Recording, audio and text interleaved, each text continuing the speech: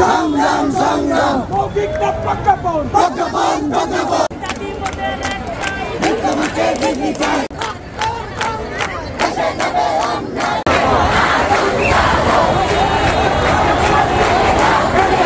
যেখানে আমরা হসপিটালে মানুষদের সেবা দেই সেখানে আমাদের তো আসলে রাস্তায় থাকার কথা না, আমাদেরকে রাস্তায় আনতে বাধ্য করা হয়েছে বিধায় আমি আসছি।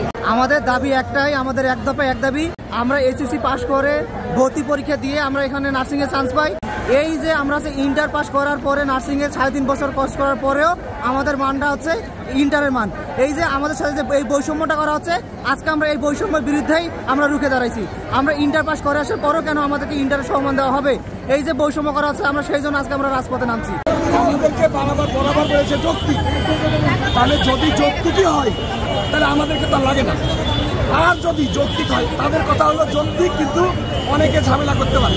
আরে বাবা, আমার অধিকার, আমি যেটা প্রাপ্য, কে ঝামেলা করলো, এজন্য আমার অধিকার আটকে রাখতে পারেন না। কে ঝামেলা করলো তাকে কিভাবে ম্যানেজ করবে সেটা আপনাদের দায়িত্ব।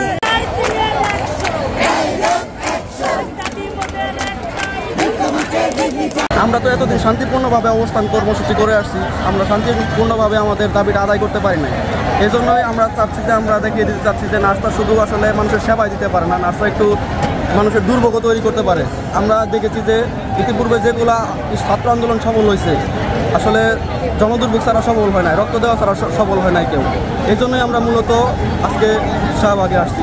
আমাদেরকে 2.5 বছর থেকে এরা ঘুরাচ্ছে, আজকে কালকে করে করে আমরা 2.5 বছর থেকে আমরা ঘুরতেছি, আর আমরা তাদেরকে সময় দিব না।